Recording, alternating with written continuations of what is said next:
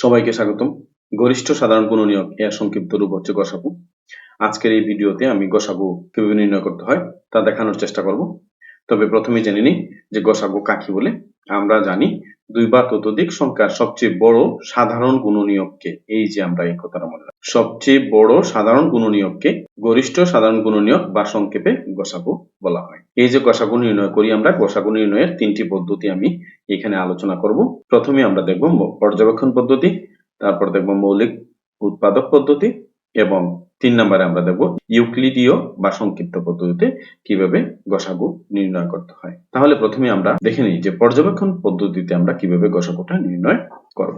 পর্যবেক্ষণ পদ্ধতিতে কিভাবে আমরা 12, 24 এবং 54 এর গসাগু কিভাবে নির্ণয় করব আমরা এই ভিডিওতে প্রথমেই দেখতে পারবো। এরপর আমরা দেখব মৌলিক উৎপাদক পদ্ধতিতে এবং ইউক্লিডীয় পদ্ধতিতে। পর্যবেক্ষণ পদ্ধতিতে গসাগু নির্ণয়ের ক্ষেত্রে প্রথমে আমাদেরকে কি করতে হবে, যে সংখ্যাগুলোর গসাগু নির্ণয় করতে হবে তাদের গুণনীয়ক বের করতে হবে।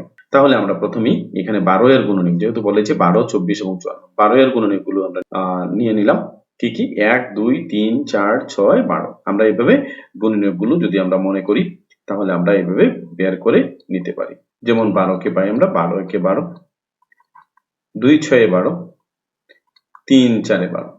তাহলে আমরা উৎপাদকগুলো পেয়ে গেলাম যে 1 2 3 4 6, আর কোনো সংখ্যা দিয়ে যায় না। এরপর 4 সংখ্যাটা নিয়েছি আমরা, সুতরাং আর দিতে হবে না। তাহলে আমরা পেয়ে গেলাম 12 এর গুণনীয়কগুলো পেয়ে গেলাম। কি কি? 1 2 3 4 6 12। তারপর আমরা দেখি 24 এর গুণনীয়কগুলো। 24 এর গুণনীয়ক, 24 কে 1 দ্বারা যায়, 2 12 24, 2 দ্বারা যায়, 3 দ্বারা যায়, 3 8 24, 4 দ্বারা যায়, 4 6 24, তারপর আবার 6 দ্বারা যায়। তাহলে আমরা পেয়ে গেছি। সুতরাং এখানে 24 এর উৎপাদকগুলো হচ্ছে 1 2 3 4 6 8 12 এবং 24। তারপর আমরা দেখি 54 এর উৎপাদকগুলো কি কি আছে। 54 এর উৎপাদকগুলো কি কি আছে আমরা জানি। 54 কে একবার যাবে, 2 দ্বারা যাবে যেহেতু জোড় সংখ্যা, 27 × 54, 3 দিয়ে যাবে, 3 18 54, 4 দিয়ে যাবে না, 5 দিয়ে যাবে না, 6 দিয়ে যাবে, 6 9 54, 7 দিয়ে যাবে না, 8 দিয়ে যাবে না, আবার যাবে 9 দিয়ে। তাহলে আমরা 9টা পেয়ে গেছি। সুতরাং 54 এর উৎপাদকগুলো হচ্ছে 1 2 3 6 9 18 27 এবং 54। তাহলে আমরা এখানে পেয়ে গেলাম 12 24 এবং 54 এর উৎপাদকগুলো আমরা লিখে নিলাম।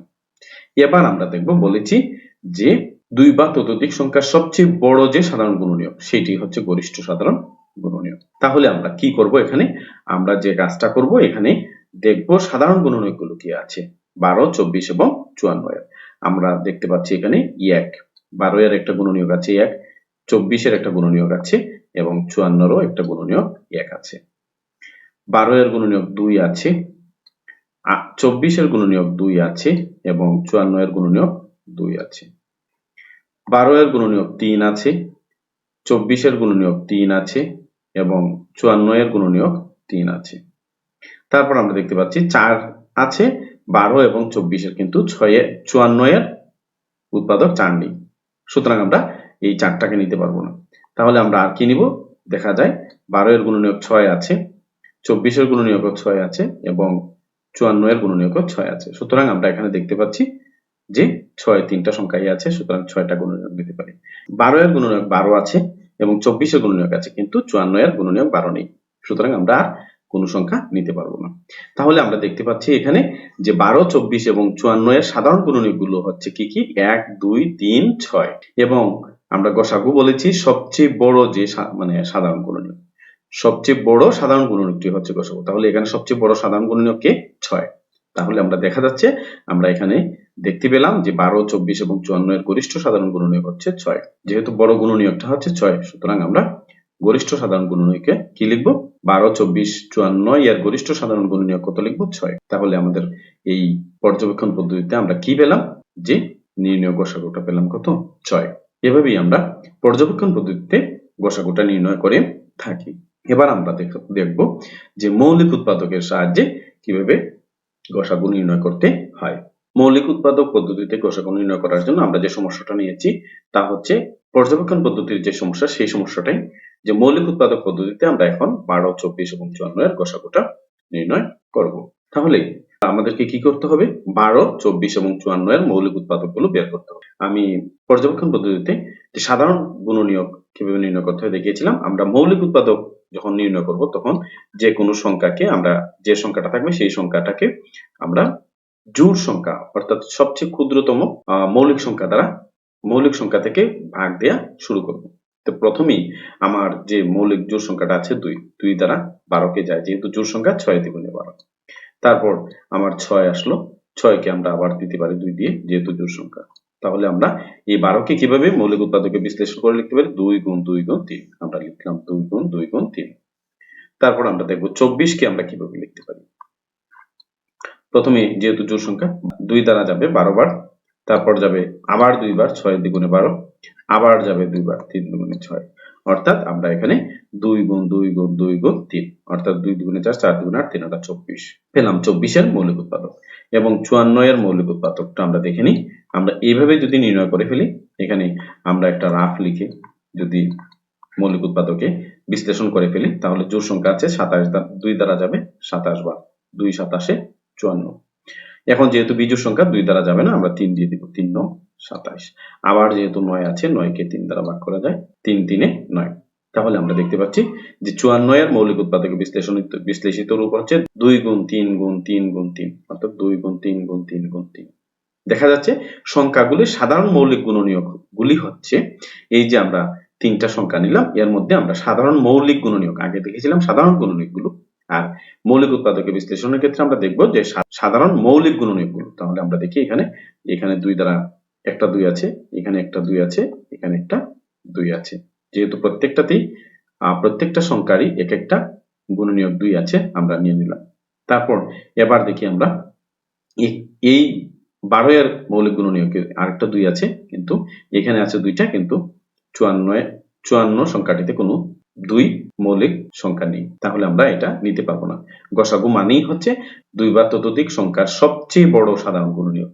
তাহলে আমরা এটা নিতে পারবো না। আমরা দেখি এখানে একটা 3 আছে, এখানে আছে একটা 3, এবং এটাতে আছে 3টা 3। তাহলে আমরা কয়টা 3 নেব? যেহেতু একটা আছে, 12 এর মৌলিক উৎপাদক একটা 3, 24 এর মৌলিক উৎপাদক একটা 3, এবং 54 এর মৌলিক উৎপাদক 3টা 3 এর মধ্যে আমরা একটা 3 নিতে পারবো। তাহলে আমরা সাধারণ যে মৌলিক গুণনীয়ক পেলাম কি? 2 এবং 3 কে পেলাম, 2 এবং 3। তাহলে নির্ণয় গসাগুটা কত হবে? নির্ণয় গসাগুটা হবে 2 গুণ 3 সমান 6। অর্থাৎ পর্যবেক্ষণ পদ্ধতিতে গসাগু নির্ণয়ের যে রেজাল্টটা পেয়েছিলাম, একই রেজাল্ট আমরা এটাতেও পেয়েছি। তাহলে আমরা দেখতে পাচ্ছি যে শুধু পদ্ধতিগত পার্থক্য, কিন্তু আমাদের ফলাফলটা একই আসবে। আমি এই যে গরিষ্ঠ সাধারণ গুণনীয়কের 3টা পদ্ধতিতে কিভাবে গসাগু নির্ণয় করতে হয় আমি আমার এই ভিডিওতে দেখাচ্ছি। পরবর্তী ভিডিওতে আমি লসাগু কিভাবে নির্ণয় করতে হয়, লসাগুর 3টা পদ্ধতি নিয়ে আলোচনা করব। তাহলে আমার সাথেই থাকবে। আমি এত সময় মৌলিক উৎপাদক পদ্ধতিতে কিভাবে গসাগু নির্ণয় করতে হয় সেটা দেখালাম, কিন্তু মৌলিক উৎপাদক পদ্ধতিতে গসাগু নির্ণয়ের আরেকটা উপায় আছে। যে উপায়টা হচ্ছে আমাদের যে সংখ্যাগুলো থাকবে, অর্থাৎ এখানে আমরা কোন সংখ্যাগুলোর গসাগু নির্ণয় করেছি? 12, 24 এবং 54, এই 3টি সংখ্যার গসাগু নির্ণয় করেছি। তাহলে এই 3টি সংখ্যার গসাগু যদি আমরা মৌলিক উৎপাদকের সহজ পদ্ধতিতে নির্ণয় করতে চাই, তাহলে আমাদেরকে কি করতে হবে? যে 3টি সংখ্যার সাধারণ মৌলিক গুণনীয়ক খুঁজে বের করতে হবে। আমরা আগে দেখেছিলাম যে কি 12 এর মৌলিক উৎপাদকগুলো বের করেছি আলাদাভাবে, 24 এর মৌলিক উৎপাদকগুলো বের করেছি আলাদাভাবে, এবং 54 এর মৌলিক উৎপাদকগুলো বের করেছি আলাদাভাবে। কিন্তু এবার আমরা কি করব? যে 3টার একই সাথে যে সাধারণ মৌলিক গুণনীয়ক আছে, এই মৌলিক গুণনীয়ক দ্বারা 3টি সংখ্যাকে ভাগ দেব। তাহলে আমাদের এখানে দেখতে পাচ্ছি আমরা 3টাই জোড় সংখ্যা, সুতরাং ক্ষুদ্রতম মৌলিক সংখ্যা হচ্ছে 2, 2 দ্বারা আমরা 3টাকে ভাগ দিতে পারবো। তাহলে কত? 6 দ্বিগুণে 12, 12 দ্বিগুণে 24, এবং 27 দ্বিগুণে 54। তারপর আমরা এই 2 দ্বারা দুই মৌলিক সংখ্যা দ্বারা ভাগ করার পর যে সংখ্যাগুলো পেলাম 6, 12 এবং 27। তাহলে এবার আমরা কি করব? আবার দেখব কোন মৌলিক সংখ্যা দ্বারা ভাগ করা যায় কিনা। যেহেতু এখানে 2টি জোড় সংখ্যা সুতরাং এবং একটি বিজোড় সংখ্যা, সুতরাং 2 দ্বারা আর যাবে না। তাহলে আমাদেরকে চিন্তা করতে হবে 3 দ্বারা যায় কিনা। তাহলে আমরা দেখতে পাচ্ছি 3 দ্বারা এই 3টি সংখ্যাকে ভাগ করা যাচ্ছে, সুতরাং আমরা 3 দ্বারা ভাগ করব। অর্থাৎ এই পদ্ধতিতে আমরা যে মৌলিক সংখ্যা দ্বারা ভাগ দেব যতগুলো সংখ্যা থাকবে সবগুলো সংখ্যাকে ভাগ যেতে হবে। তাহলে আমরা 3 দিয়ে 6 কে দেব 3 দুগুণে 6, 3 দিয়ে 12 দিব, 12 কে দেব 3 4 এ 12 এবং 3 দিয়ে 27 কে দেব 3 9 27। এবার আমরা যে সংখ্যাগুলো পেলাম ভাগ করার পর 2 4 9, সুতরাং আর কোনো সংখ্যা দ্বারা ভাগ যাবে না। সুতরাং আমরা গসাগুটা কি বলবো? গসাগু বলবো। এখানে 12 24 এবং 54 এর সাধারণ মৌলিক গুণনীয়ক কত? 2 এবং 6 12 এবং 27 এর সাধারণ মৌলিক গুণনীয়ক হচ্ছে 3। আর কোনো সাধারণ মৌলিক গুণনীয়ক নেই। সুতরাং এখানে গসাগুটা কত আসবে? 3 দুগুণে 6। অর্থাৎ আগের যে পদ্ধতিতে আমরা গসাগু নির্ণয় করেছিলাম 6 ফলাফল পেয়েছিলাম, এখানেও আমরা দেখতে পাচ্ছি আমাদের ফলাফলটা 6।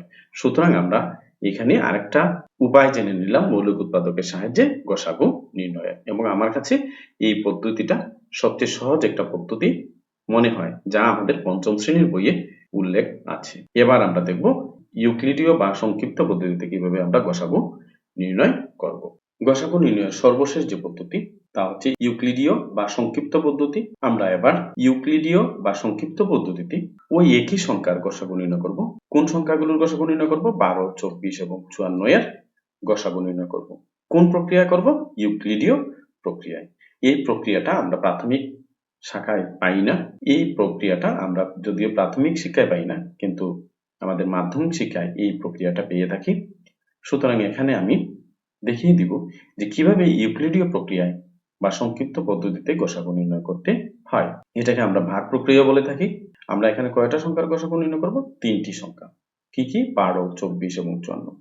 এবং এই ধরনের যদি 2 এর অধিক সংখ্যা থাকে তাহলে যে কাজটা করতে হবে, প্রথমে আমরা 2টি সংখ্যার গসাগু নেব। এই 2টি সংখ্যার গসাগু যা পাবো ওই গসাগু এর সাথে অপর সংখ্যার গসাগু নির্ণয় করব। তাহলে আমাদের এই 3টি সংখ্যার গসাগু বের হবে। প্রথমে 4টা সংখ্যার হয়, তো একইভাবে আমরা স্টেপ বাই স্টেপ করে দেব। তাহলে আমরা আজকে যে কাজটা করব, প্রথমে 12 এবং 24 এর গসাগু নির্ণয় করব। প্রথমে আমরা 12 এবং 24 এর গসাগু নির্ণয় করব। তাহলে আমরা দেখি 12 এবং 24 এর গসাগুটা কিভাবে আমরা নির্ণয় করতে পারি।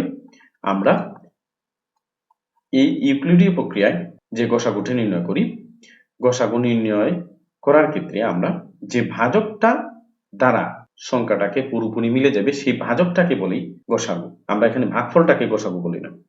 আমরা কাকে বলি? যে ভাজক দ্বারা সবশেষে যে ভাজক দ্বারা সংখ্যাটাকে পুরোপুরি মিলে যাবে। যেমন আমি এখানে আছে 12 এবং 24। 12 দ্বারা 24 কে পুরোপুরি মিলে যায়। 12 দ্বিগুণে 24। এখানে আমরা দেখতে পাচ্ছি 12 দ্বারা 24 কে ভাগ করে মিলে গেছে। সুতরাং এখানে কোন সংখ্যা দ্বারা মিলেছে? 12 দ্বারা। তাহলে আমরা বলবো অতএব 12 এবং 24 এর গসাগু কত? 12। কেননা এই যে সর্বশেষ ভাজক হচ্ছে আমার 12। অর্থাৎ এখানে সহজ পদ্ধতিতে আমরা মনে রেখে দেব যে সর্বশেষ ভাজকটাই হচ্ছে গসাগু। আমরা পেলাম কোন কোন সংখ্যার গসাগু পেলাম? 12 এবং 24 এর। এবার দেখব আমরা এই যে গসাগুটা পেলাম এই গসাগু এবং অপর সংখ্যার গসাগু যা হবে তাই হবে এই 3টি সংখ্যার গসাগু। তাহলে আমরা কি করব? এবার 12 দিয়ে, আমার এখানে জায়গা কম তাই আমি ডান দিকে করছি, 12 দিয়ে এবার 54 কে করব। তাহলে আমরা 12 দিয়ে দেখব 54 কে কয়বার যায়। 12 এর নামতা পড়বো। 12 একে 12, 12 দুগুণে 24, 12 তিনে 36, 12 চারে 48, 12 পাঁচে 60। অর্থাৎ 5 বার দিলে বেশি হয়ে যায়, সুতরাং আমরা দেব 4 বার। 12 চারে 48। আমার অবশিষ্ট কত থাকলো এখানে? 6। এবার যে অবশিষ্টটা পেলাম সেই অবশিষ্টটা হয়ে যাবে ভাজক, আর পূর্বের ভাজকটা হয়ে যাবে আমার ভাজ্য। এইটা মনে রাখতে হবে। অর্থাৎ যদি দেখা যায় আমাদের 2-3টা স্টেপ যেতে হয়, তাহলে আমরা কি করব? প্রথমে একটি সংখ্যা দ্বারা ভাগ করার পর যে ভাগফলটা পাবো, একটা ভাগফল পাবো এবং একটা অবশিষ্ট থাকবে। যদি না মিলে তাহলে একটা অবশিষ্ট থাকবে। যে অবশিষ্টটা পাবো বা যে ভাগশেষটা পাবো সেই ভাগশেষটা হয়ে যাবে এখন ভাজক এবং প্রথম ভাজকটা হয়ে যাবে ভাজ্য। তাহলে এখন আমরা কত দিয়ে কতকে দিব? 6 দ্বারা 12 কে দিব। 6 দ্বিগুণে 12। অর্থাৎ এখানে আমরা দেখতে পাচ্ছি 6 দ্বারা 12 কে পুরোপুরি মিলে গেছে। তাহলে এই যে 12 এবং 54 এর গসাগুটা কত? 6। অর্থাৎ এই 3টি সংখ্যার গসাগু হচ্ছে 6। তাহলে আমরা এখানে বলতে পারি সুতরাং 12 24 এবং 54 এর গসাগু কত? 6। যেহেতু আমরা সর্বশেষ ভাজকটা হচ্ছে 6। এভাবে আমরা যদি পদ্ধতিগুলো মনে রেখে দিই তাহলে যে কোনো প্রক্রিয়া নিয়ে কি করতে পারবো? গসাগু নির্ণয় করতে পারবো। দেখা যাচ্ছে যে আমি আগের যে 3টি পদ্ধতিতে আমরা গসাগু নির্ণয় করেছি, প্রত্যেকটি পদ্ধতির ফলাফলের সাথে আমার এই ফলটাও মিলে গেছে। তাহলে আমরা বুঝতে পারছি যে আমরা এই যে 3টি সংখ্যার গসাগু নির্ণয় করলাম, যেভাবেই করি না কেন আমরা গসাগু রেজাল্ট লিখতে পারবো, তবে আমরা পদ্ধতিগত জিনিসগুলা মনে রাখবো। তাহলে আমরা কি কি দেখলাম আজকে? পর্যবেক্ষণ পদ্ধতিতে গসাগু নির্ণয়, মৌলিক উৎপাদক পদ্ধতিতে গসাগু নির্ণয়, মৌলিক উৎপাদকের সংক্ষিপ্ত পদ্ধতিতে আমরা গসাগু নির্ণয় করতে পারছি, এবং আরেকটা পদ্ধতি দেখলাম আমরা, এটা বড় ক্লাসে পাবো, ইউক্লিডীয় বা সংক্ষিপ্ত পদ্ধতিতে গসাগু নির্ণয়। যদি আমার এই ভিডিওটা ভালো লাগে তাহলে অবশ্যই লসাগু এর ভিডিওটা দেখার জন্য আমার চ্যানেলটাকে সাবস্ক্রাইব করে নোটিফিকেশন বাটনটি অন করে রাখবে, তাহলে পরবর্তী ভিডিওটা সাথে সাথে পেয়ে যাবে। সবাইকে ধন্যবাদ।